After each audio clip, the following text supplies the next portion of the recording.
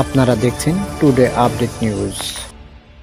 এবার বাংলাদেশের সঙ্গে প্রতিরক্ষা সহযোগিতা বাড়াতে চায় ইউরোপীয় মুসলিম দেশ তুরস্ক। বিগত কয়েক বছরের ধারাবাহিকতায় আরও একবার তুরস্কের সঙ্গে অস্ত্র চুক্তির পথে হাঁটছে বাংলাদেশ।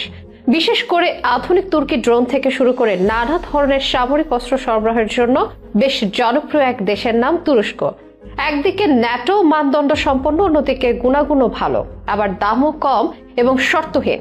এই সুযোগে তুরস্কের সঙ্গে নতুন সামরিক চুক্তির পথে এগিয়ে যাওয়ার পরিকল্পনা বাংলাদেশের দীর্ঘদিনের অস্ত্র সরবরাহকারী দেশ হিসেবে তুরস্কের নাম অন্যতম। নতুন করে আরো একবার সে পথে হাঁটছে দুই মুসলিম দেশ। বিশেষ করে প্রতিরক্ষা সহযোগিতা আরো বৃদ্ধি করতে চায় বাংলাদেশ এবং তুরস্ক।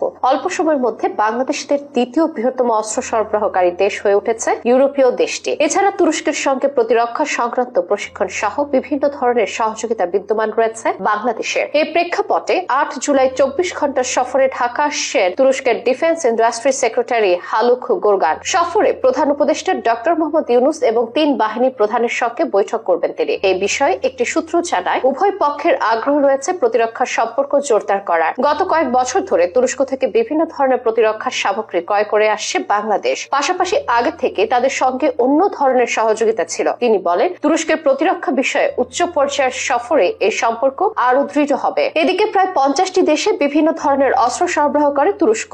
এর মধ্যে বাংলাদেশের অবস্থান সপ্তম। Sweden Stockholm international peace research ইনস্টিটিউটের তথ্য অনুযায়ী 2017 থেকে 2024 পর্যন্ত বাংলাদেশকে দেশটি $151 মিলিয়ন অস্ত্র সরবরাহ করেছে, যা তাদের অস্ত্র রফতানিতে প্রায় 5%। বাংলাদেশের রফতানির পরিমাণ সামনে আরো বৃদ্ধি পেতে পারে। অন্যদিকে বাংলাদেশ যেসব দেশ থেকে অস্ত্র আমদানি করে, তুরস্ক তার মধ্যে দ্বিতীয়। তুরস্ক ন্যাটো মানসম্পন্ন অস্ত্র উৎপাদন করে এবং সমপর্যায়ে অন্য দেশগুলোর তুলনায় দেশটির পণ্য তুলনামূলক কম। এছাড়া তাদের কাছ থেকে অস্ত্র ক্রয় করার সময় কোনো ধরনের শর্ত আরোপ করা হয় না। যদিও 10 থেকে 12 বছর আগে পর্যন্ত তুরস্কের সঙ্গে বাংলাদেশের সম্পর্ক ভালো ছিল না। 71-এর মানবাধিকারী অপরাধের অভিযোগে জামায়াত ইসলামের বিভিন্ন নেতার মৃত্যুদণ্ড কার্যকর করা হলে নিন্দা জানায় তুরস্ক। বিষয়টি তৎকালীন আওয়ামী লীগ সরকার ভালো চোখে দেখেনি। ফলে ওই সময় কিছু মাসের জন্য দুই দেশেই তাদের রাষ্ট্রদূতকে নিজ নিজ দেশে ফেরত নিয়ে যায়। অবস্থার বড় ধরনের পরিবর্তন হয় 2016 সালের দিকে, যখন তুরস্কের প্রেসিডেন্ট রিসেপ তাইপ এরদোয়ানের বিরুদ্ধে সামরিক কুয়ের চেষ্টার সময় তাকে অল্প সময়ের মধ্যে সমর্থন জানায় বাংলাদেশ। এর ফলে দুই দেশের মধ্যে বরফ গলতে শুরু করে। আর এর পরপরই ওই দেশের পররাষ্ট্রমন্ত্রী